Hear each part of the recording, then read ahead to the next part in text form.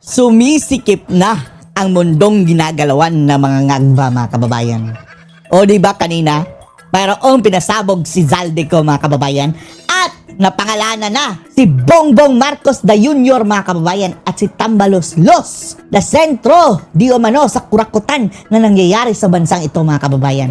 Ang sabi natin, hindi pwedeng si Bangag at si Tambalos-Los lang, mga kababayan. Dahil mayroon pang isa, mayroon pang ita na dapat matali, mga kababayan. At walang iba kundi ang demonyitang si Lita Araneta. Oh. Dapat imbisigahan din si Admiral, mga kababayan. Dahil, eto mga kababayan, galing mismo kay Attorney Rowena Guanzon na itong si Liza Araneta, mga kababayan, ay di umano, nag-astang kumadrona dyan sa Bureau of Customs. Lord. Ang Bureau of Customs, mga kababayan, nakamakailan lang pinangalanan ng US State Department bilang isa sa mga pinakakurap na ahensya dito sa Pilipinas. Aroy. At ang kumadrona daw dyan, mga kababayan, ay si Liza Araneta, sabi ni Guanzon, ayon sa kanyang napag-alaman. O diba? Para talagang mafia, mga kababayan, itong galawan ng mga animal na to. Sinindikato ang buong gobyerno. Kaya nga daw, mga kababayan, napilitan niyan si Bangag na mag-fight ng corruption, mga kababayan, after 3 years nilang ginawa. Dahil na-call out, mga kababayan, ng US State Department na do something about this or else. Yan, mga kababayan, gumagawa-gawa ngayon ng mga commission. At eto mga kababayan ngayon, nag-implode. Sumabog mula sa loob, mga kababayan. Dahil hindi talaga magwawagi ang kasamaan. Kaya malapit na ang paghuhukom dito sa mga bangag na ito, mga kababayan. Panoorin niyo po, ha? Ilabas mo na. You came out. Sabi mo, ikaw ang nag-discover ng mga flood control. That's BS. Ngayon, giniklaim nila, mga kababayan, ako kurakot. Ako nga ang nagbulgar nitong mga ganito Ako nga nagpa-imbestiga. Liar! Mambubudol! That's not true. That's you not only true. acted because the US State Department issued a report and told you that this cannot go on. This cannot go on. Na-call out daw, mga kababayan, si Ngagba. This cannot go on. Itong kurakutan ito. And then the World Bank also issued a comment. And Tingnan nyo, mga kababayan, yung ASEAN. Parang outsider si Bangag, mga kababayan. Hindi nila pinapansin, itchapwera. Dahil alam na ng iba't ibang bansa, mga kababayan, talagang tagagawa nila. I predicted it months ago na ang Bureau of Customs is also very corrupt. Ayaw mo naman galawit o lumabas na naman sa US State Department. Ayan. US State Department na naman, mga kababayan, ang naglabas. Diba Amerika sila, mga kababayan? Ngayon, nilaglag ng Amerika. Kurakot US, ang Bureau of Customs ng Pilipinas. At sino ang naghari-harian, nagrayna-raynahan dyan, ang mga demonyita? That the Bureau of Customs is also very, very corrupt. Sino ang patron o padrona patron ng Bureau of Customs? Sino ang senyorita / demonyita? Marami nagsasabi, si First Lady daw. Lita Araneta. That's the first time I'm saying it, because I have to say it. Hindi po. Diba? Diyos ko, Lord. Not new, mga kababayan, not new, diba? Dati pa lang, sinabi na yan ni Maharlika, mga kababayan, na iyang pag-aangkat. Mga smuggling, mga kababayan. Pinapadaan dyan sa Bureau of Customs. Na-implicate na yan sila Lisa. Kaya nga ang tawag ni Maharlika sa kanya, Lisa Smugs. Smuggler. Hindi lang ang si Lisa, mga kababayan, pati na doon yung kapatid ni Liza Araneta. Kung pwede magtago. At kung ito po ay mali na information, I am requesting BBM and the First Lady to cut this snake's head. Snake! Para mo rin na yung sinabi, Guanzon na ikat nilang kanyang sariling head. Snakes! Mga ahas. Babaeng ahas at lalaking ahas. Now, para masatisfy ang tao na hindi sila ito deserve ba ang kababayan? Kung dati-rati ang sabi natin, magulo ang people power, ganyan. Pero ngayon, hindi malayong nangyari talaga, mga kababayan, na people power. Ito na, lumabas na si Zaldico. At ito si Lita Araneta, mga kababayan. Na-implicate na naman, Diyos ko, Lord. sa mga massive na korupsyon na ito. Kasi po, Massive corruption. Buhay na ng Pilipino nakataya dito, hindi pa politika. Oh. Yang mga namatay sa mga kababayan sa baha. Sa tingin nyo, walang kamay dyan sinabangag mga kababayan. Hinakaw nila ang flood control. Sko Lord. Dati po, sasabihin ng tao, maski sino naman ang buo dyan, parehas lang sila magnanakaw. Hindi. Grabe talaga ito garapal na mga kababayan. Sobra-sobra ng pagnanakaw. Walang kabusugan. Continuous hunger for money. Ngayon, nakaranas ka ba ng gutom na ganito? Never. Tanungin mo pamilya mo. Mag-graduate yung mga anak mo? Akala mo, may trabaho pa? Wala. Ang problema pa dito mga kababayan, nadadamay. Pati tayo mga ordinaryong Pilipino dahil kapag pupunta tayo sa ibang bansa mga kababayan, ang sama na ng tingin nila sa atin. Parang ang tingin nila sa atin, ang dudumi ninyo o parang ganyan mga kababayan dahil sa pangalang Marcos. Isko Lord. Wala ng trabaho. Akala mo kahit ka ng kayod ngayon para mapatapos mo yung anak mo? Pagka-graduate, maahon ka? Wala ng trabaho. Another 3 years. Kahit pa may trabaho tayo mga kababayan, patuloy na tumataas ang presyo ng bilihin. Patuloy tayong naghihirap. Samantalang ang mga bangag, ang sabi ng Tatay Digong, imprenta ng pera. Nakaw ng nakaw. Benta ng ginto. So Lord, akala pa natin mabibigyan tayo ng ginto na sabi ni Imelda Tunay Tonelada. Nasaan na yon? Wala ng trabaho. Ginto. Basura. Direct investment, minus 40.5%. Minus 40. Sana. Amerika na lang at Babay. Japan, nandito pa rin yung mga investments nila. Stock market just crashed. Visit na stock market. Ibalik mo pera ko. Ang inilaan kong pera sa stock market mga kababayan, hindi ko na ma-withdraw dahil lugi. Courtesy of Nagva mga kababayan. Pati ang BDO Life. Visit. Ingat kayo dyan sa mga mga kababayan sa mga bangko na kapag nag-aalok ng ganyang na investment mga kababayan, tapos may health insurance, ang kanilang ibabalandra talaga, computation mga kababayan, ang laki-laki na ng pera mo. Year by year, ganito mga kababayan, pagdating ng ilang taon, millions and millions of pesos, and then ngayon mga kababayan, kabaliktaran. Lugi!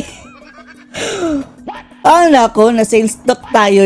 Parang pambubudol din mga kababayan. Hindi nila, habang nag-aalok mga kababayan, hindi nila sinasabi ang risk. Lahat gain. Tapos, sa stock market din mga kababayan, ipit na ipit ang pera natin. Ilang taon na ako mula bago abogado ko bumibili ng stocks, ipon. Ipon. At ang nakakatawa mga kababayan, yung Maynilad. Bagong-bagong mga kababayan. IPO ni Marcos na Jr. mga kababayan, nagbel-bel pa siya doon. Unang araw, bagsak. Kawawa ang naka-invest mga kababayan. Nag-nosedive mga kababayan. Kabago-bagong promote ni Bangag. Maynilad. Ngayon na ako nakakita at nakaramdam ng lugi na ganito. Balik mo Less pera than namin. 6,000 points. 5,700 o 600. Ang safe zone mga kababayan doon dapat 6,000. Ayun, bagsak na bagsak. Ang bagsak ng stock market. Sino ang mag-i-invest sa Pilipinas? Kung noong panahon ni Tatay Digong mga kababayan, wala pang pandemya, nasa 8,000 na yan mga kababayan 8,000. Ngayon, 5,000 na lang. Ganito, ang korupsyon ng BBM administration, ito ang sanhi lahat ng kahirapan nating mga Pilipino. Maraming Rapot! alam si Romualdez ng mga sikreto niya. Yan mga kababayan.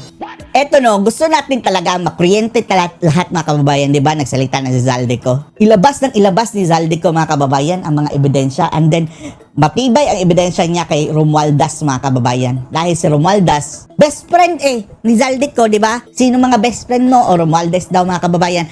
And then si Romualdez na ang mag-i-implicate sa kanyang pinsan na si Bangag. Damay-damay na this.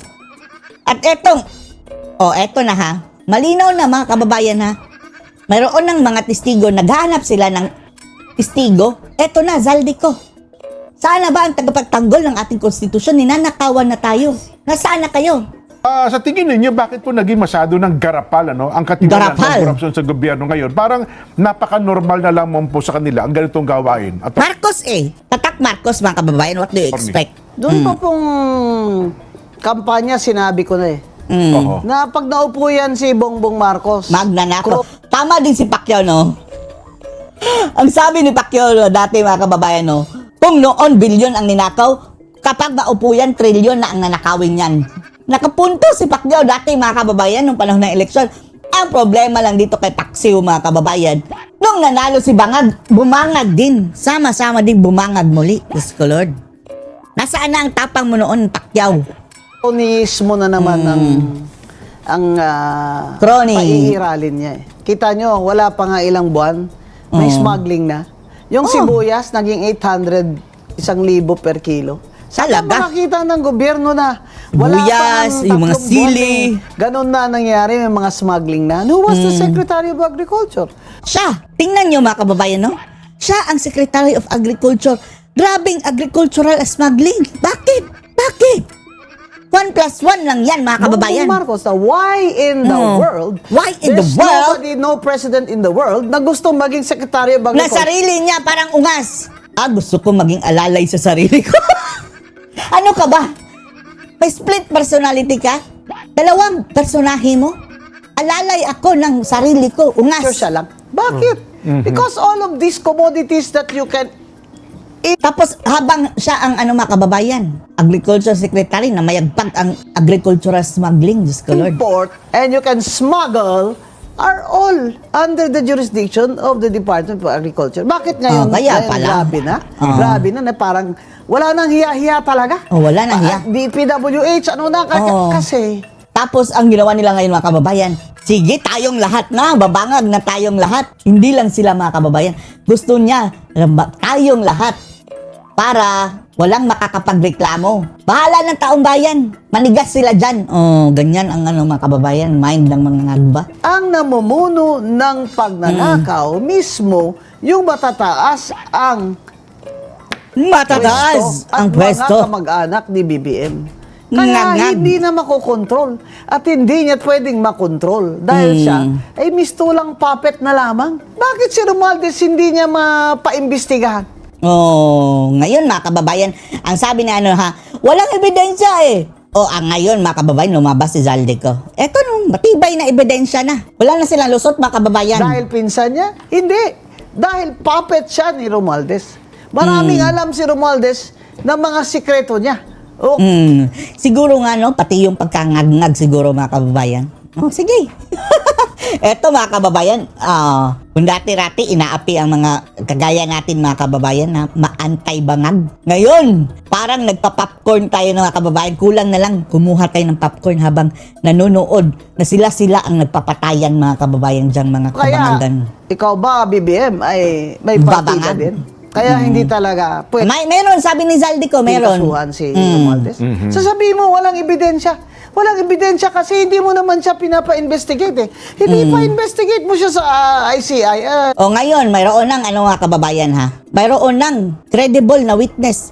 Sa tingin natin mga kababayan, si Zaldico, credible siya na witness mga kababayan. Na siyang magdadawit kina Tambaluslos at BBM.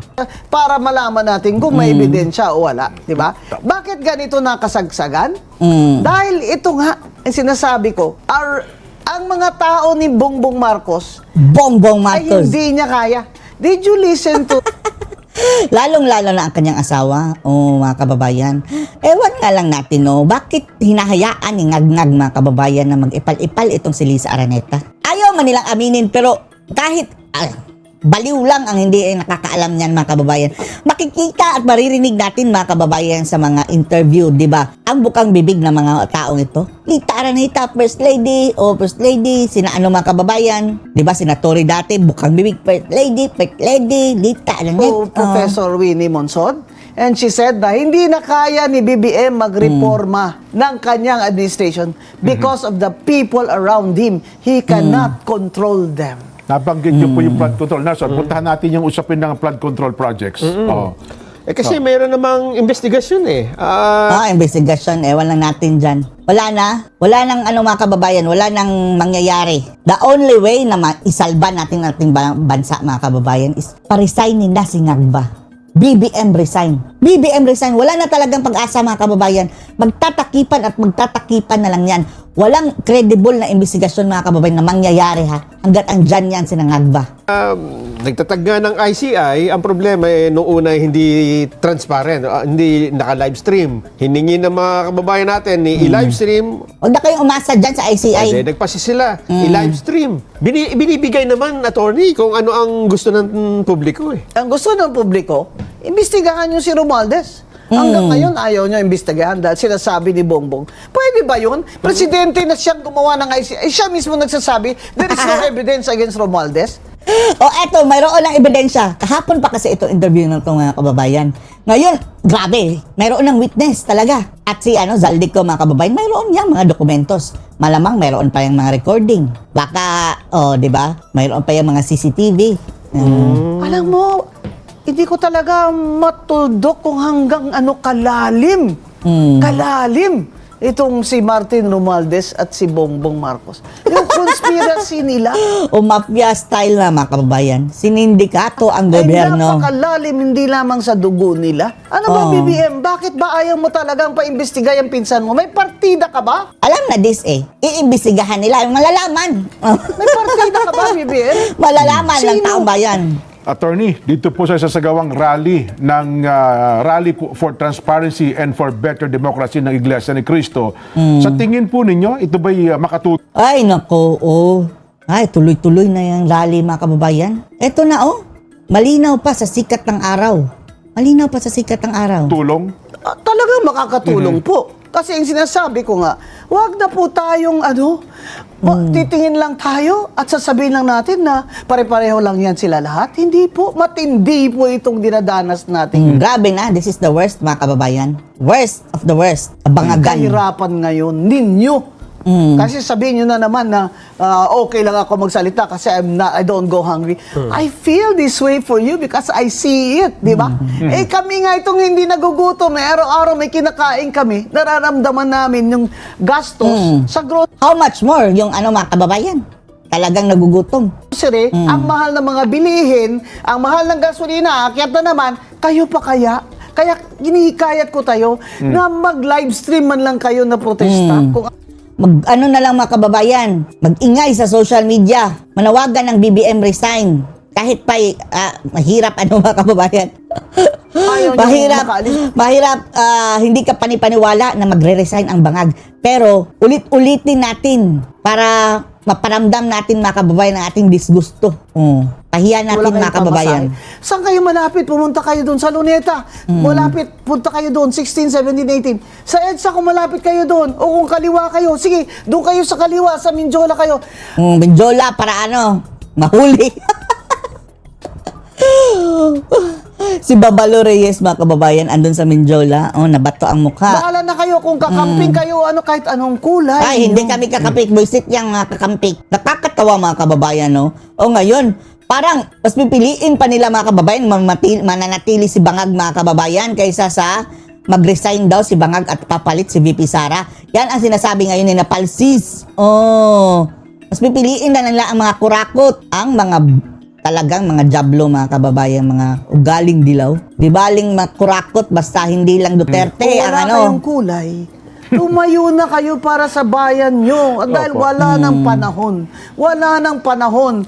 Kailangan alam ng buong mundo at ni BBM at ng First Lady na ayaw na natin ng ganitong ayaw na namin. kahirapan ng ating bansa. Dahil lalong-lalo na namin sa pagmumukha ng First Lady, ayaw na namin nakakasuka. sa korupsyon. Kailangan po talaga iparinig natin sila sa kanila. Kasi parang si BBM, hindi niya na-feel Pansin nyo, parang kakaway-kaway po siya sa Cebu ba? Parang, ano ba ini-expect mo? Nakakahiya.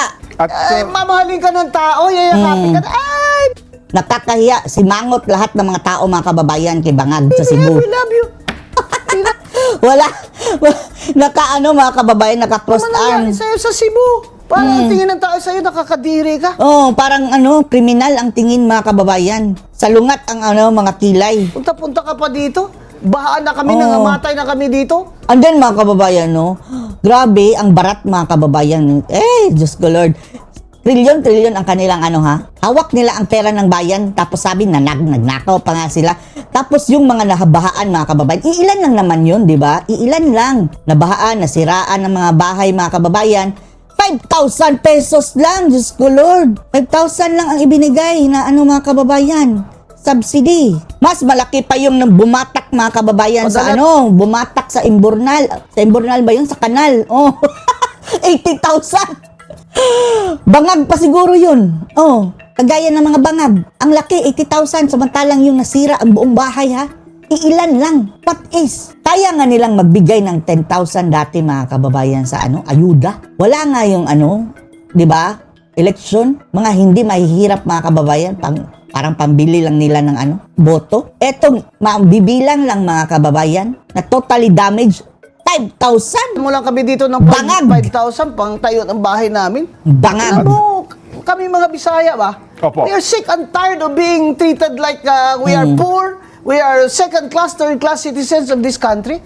Dinagdagan mo pa. Attorney, BBM, talaga Opo. ako, babawi ako sa sunod na eleksyon. Babangag kami. Mga Bisaya dyan, kakampanyahan ko talaga against your candidate.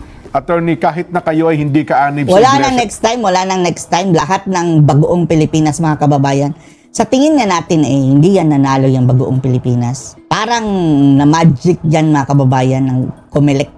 Isa pa yung Comelec. Ni Cristo. Ano po masasabi niyo sa pinapakitang pagkakaisa ng Iglesia ni Cristo sa lahat po ng pagkakataon? Yun po nagsasabi na politika lang ito, ay hindi po kayo nag-aaral ng Biblia. Ako po, kahit di ako iglesia, sa Biblia po ako lumaki, tatay ko protestante. At napakatalino, summa cum laude. First, summa cum laude of Silliman University, war hero. War hero. Kaya pala matapang itong si Guanzo, no? Oho. Nag-aaral kami ng Biblia. Bible 1, 2, 3, 4. High school pa lang ako sa bahay, Biblia. Nagpipray ako before meets. Akala nyo, ganito katabang. Buti pa sila, mga kababayan. Tayo in the beginning, tapos parang siguro dapat mayroong version ang Bible, mga kababayan, na mas madaling basahin. O baka talagang kailangan lang, mga kababayan, ng masinsinan na focus para magbasa ka ng Biblia. Nagpipray po ako bago ako kumain. Opo. Abay, ang iglesia, itong rally na ito. Pero ang importante, mga kababayan, hindi man tayo nagbanal-banalan, pero alam naman natin kung ano ang tama at mali. Aanhin mo na memoryado mo ang Biblia, mga kababayan, and then mali pa rin ang iyong ginagawa. Ay, may wala basis pa rin. ito sa Biblia. Binasa ko po Kasi sabi ko, kung doon ako sasali kayo sa Luneta, ano kayang nito, ng Christian teaching na basis ng iglesia? Habakuk. Habakuk. Ano yan? Kayo, hindi ba nagbabasa ng Biblia na magbasa na kayo? Alam niyo pala yung aklat ng Habakuk, Attorney. Oo, Habakuk. Mayroon bang aklat ng Habakuk, mga kababayan, sa Bible? Pasensya na, mga kababayan, ha, dahil although, hindi tayo, inaamin natin, mga kababayan, ilang pahina lang ang atin nabasa sa Biblia, pero naniniwala tayo talaga sa mga kababayan, sa poong may kapal. At alam natin ang tama at mali. Darating din ang araw, mga kababayan, babasahin natin yan, Biblia. Basa ko lang naman yung English kasi ang Tagalog naman itong Biblia ng iglesia. Opo. At ang Biblia ng iglesia, at nakita ko, ay batay sa translation ng Catholic Church at ng Protestante. Yes po. Hindi nila gawa-gawa, hindi totoo. Hindi totoo na gawa-gawa lang na iglesia ang Biblia nila, hindi totoo. Nakita ko. Nakita ko yung introduction ng Bible nila in Tagalog, although I can only read in English. Opo. Ang sinasabi ng iglesia, itong bakit 3 araw? Di ba? Opo. 3 Yung Catholic araw. bishops nagtawag sa EDSA, 1 araw lang naman. Oho. Di ba? Ang tumindi lang ng ilang araw nung sa... 3 para mas magandang 3, mga kababayan, para makagain ng recognition talaga sa buong mundo. EDSA kami, di ba? Oo. Ito, 3 araw sa Luneta. Yun pong sa EDSA, hindi po sa iglesia yun na led na rally. Pero may mga iglesia din po na dadalo doon at open po yun to all, itong dalawa, Luneta at iglesia. Sana magtagpo. Magtagpo, mga kababayan. Bakit po 3 araw? Hanggang mapunta sa Malacanang. Kasi po sa isang araw lang, hindi sila natitinag. Oo nga, wala na. Nakatawa lang daw, mga kababayan. Ayun na yun. Grabing rally. Ikulong na yan, mga kurakot. Ikulong na yan. Pag kinabukasan, mga kababayan. Yun na yun. Nakatawa na lang ang mga jablo, mga kababayan. Parang walang nangyari. Ang kakapal. Ang kakapal na mga Kaya pagmumukha. po 3 araw para talagang makita sa world news na, uy, Gusto nga natin, mga kababayan, tuloy-tuloy na hanggang bumaba sa pwesto. 3 araw, tigkakalahating milyon, kaya, mga tao galit na talaga. Because Lalong-lalo na ngayon. Malinaw na, mga kababayan. Sina Bangag talaga at si Romualdez ang last pasimuno ng kurakutan. rally of the Iglesia in Luneta, 1.6 or 1.7 million yun. Napuno yun hanggang halos sa TM Calaw, puno yun. In 3 days, kaya ng Iglesia ni Cristo, the faithful, can do that for 3 days. Pero sama po tayo. Open naman po ito sa lahat.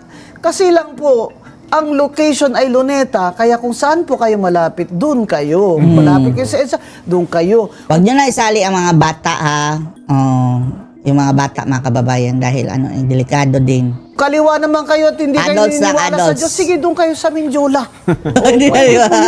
At, Pero opo, sumali po kayo. Yan Yung po mga reason bakit grupo ng mga NPA, doon sa Mindiola.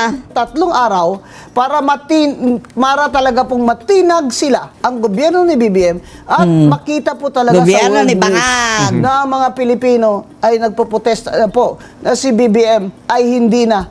He is a failure. Failure. Dismal failure. Failure. Kung ako teacher dito, hindi ka nga 70. Zero mga kababayan si Bangag. Itlog. Bugot na itlog. Parang As a failure matter ka. of fact. Ayon, attorney, sa isasagawa pong rally for transparency ng Iglesia ni Cristo, ano ang tingin ninyo na magiging impact nito sa mga kababayan natin at maging sa gobyerno po? Ang atin po mga kababayan, na kahit po hindi sila iglesia, ay maririnig nila ang ating mga sasabihin sa rally. Manawagan na, sa rally ng INC mga kababayan, dapat manawagan na mag-resign si BBM, please.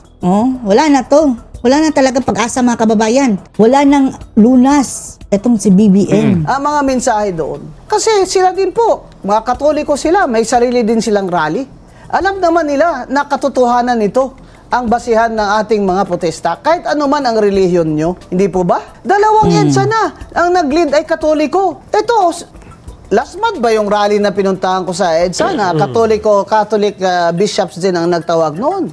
Pumunta rin ako doon. O ngayon, ano ang sabi nila kakaiba? Bakit po? Kakaiba? Bakit po? Hindi po ba nakalagay dyan na ang kabutihan ng gobyerno? I'm just paraphrasing in Tagalog. Ang kabutihan ng gobyerno ay kabutihan Paraphrasing in ng tao. Tagalog. Yung kasamaan ng gobyerno, di kasama din ng tao.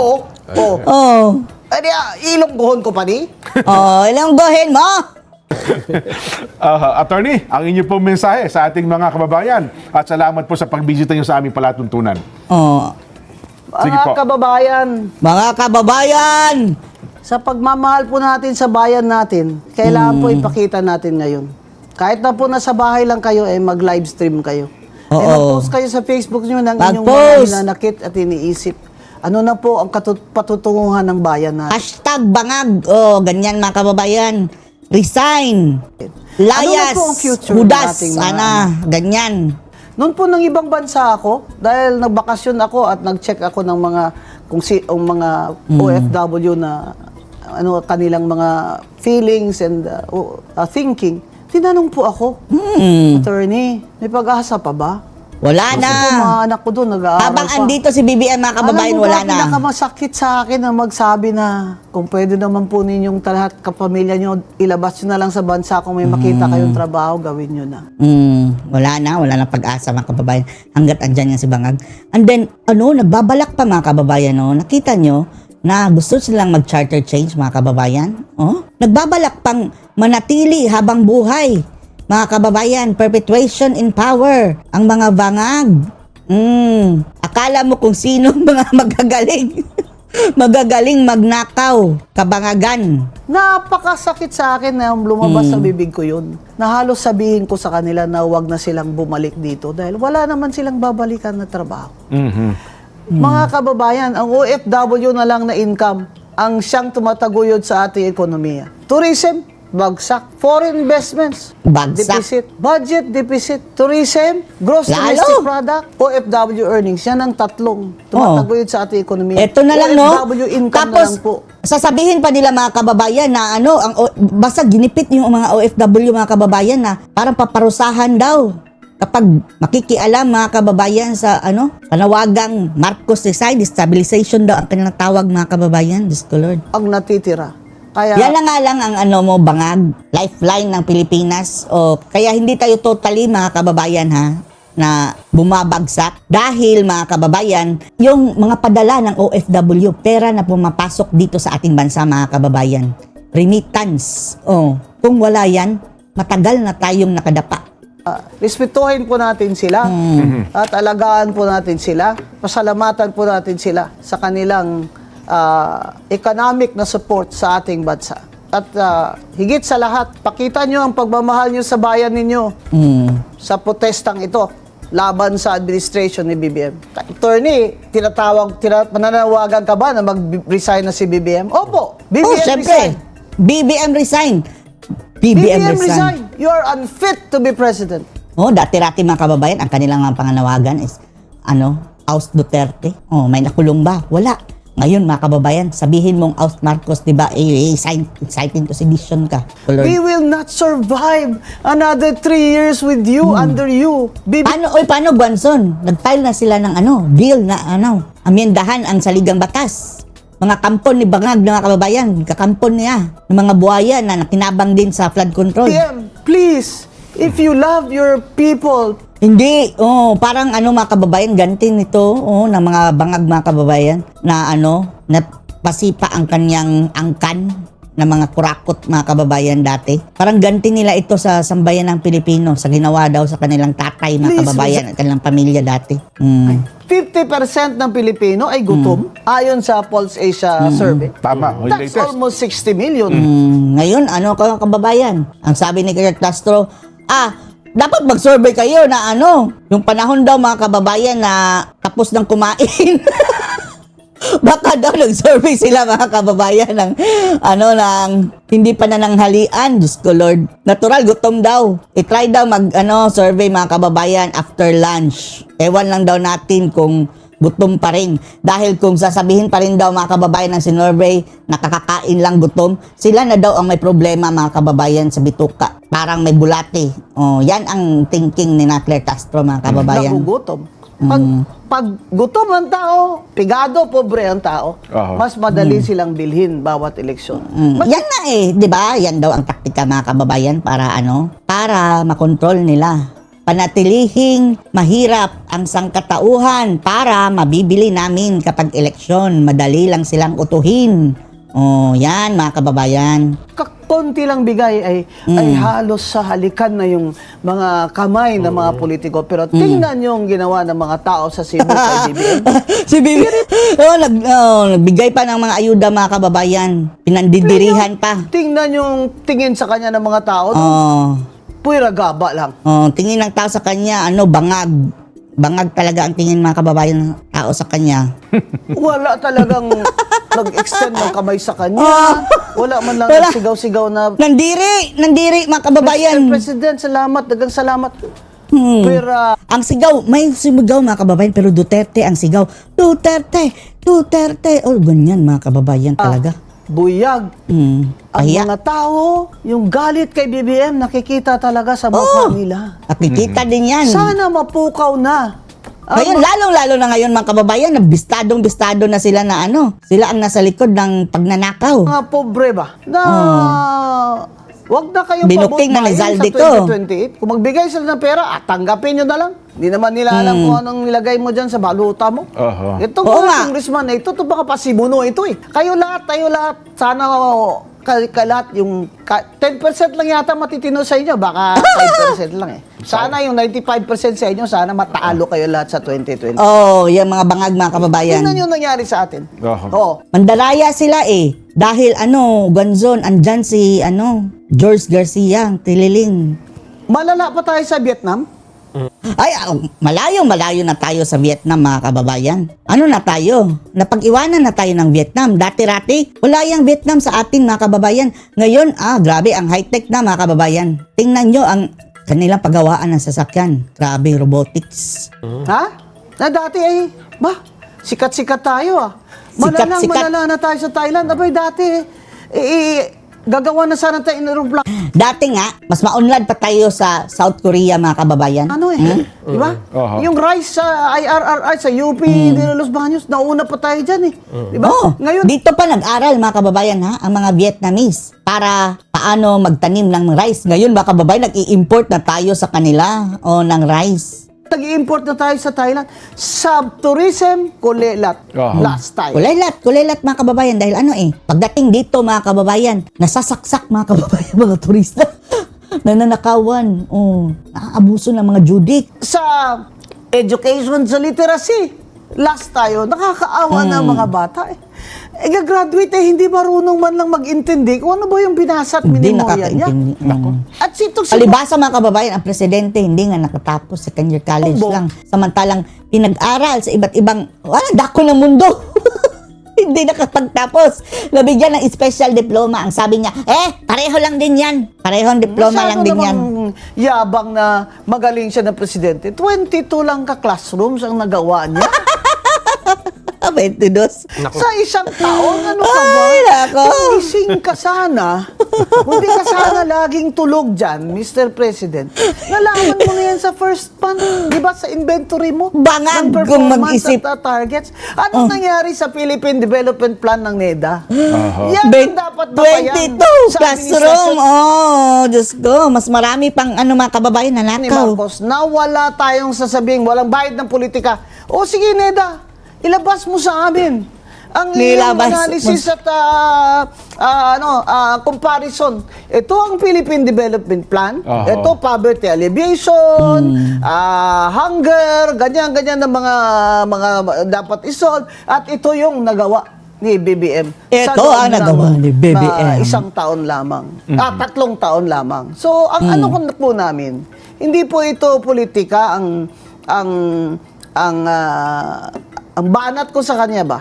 Opo. Ekonomiya at kabuhayan ng tao, grabe ang poverty.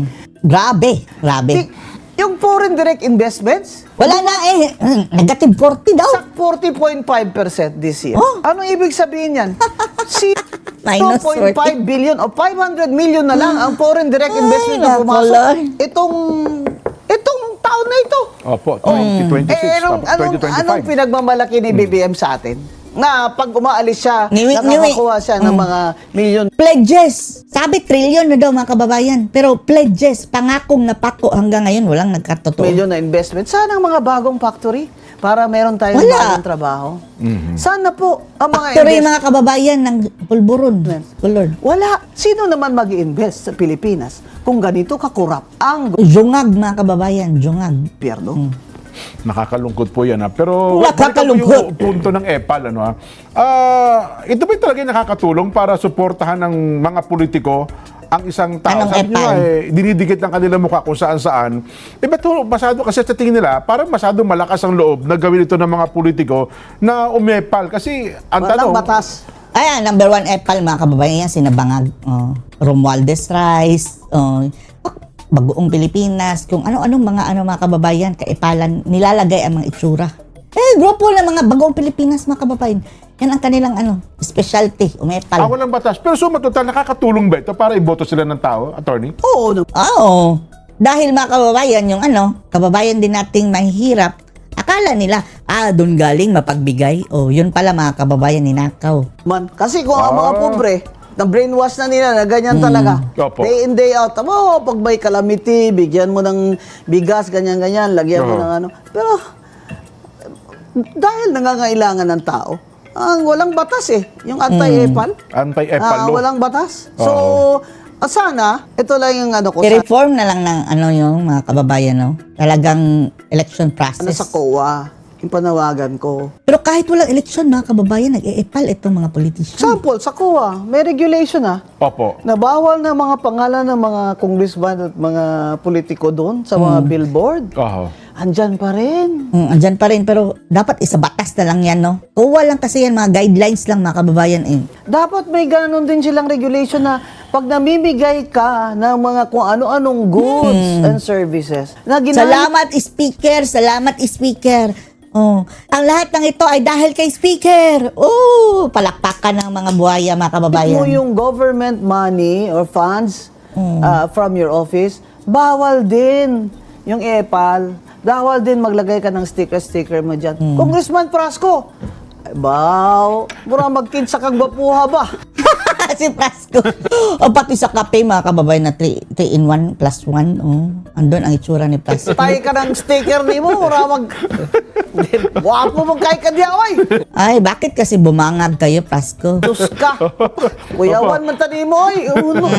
Tama na yan. Tama lang, EPAL. Ano na nga eh. Itong Mga mga- matay na nga yung tao mo eh. Bigyan mo pa ng mga tubig na may picture mo. Baka daw ilagay sa pitaka yung picture. Gandang-ganda sa mga sarili nila, mga kababayan. Ano? Ma-inspire, di ba? Oo. Ilabas mo na. Ilabas mo na. O, yan ang pala. Ano masasabi niyo dito, mga kababayan? Post comments below.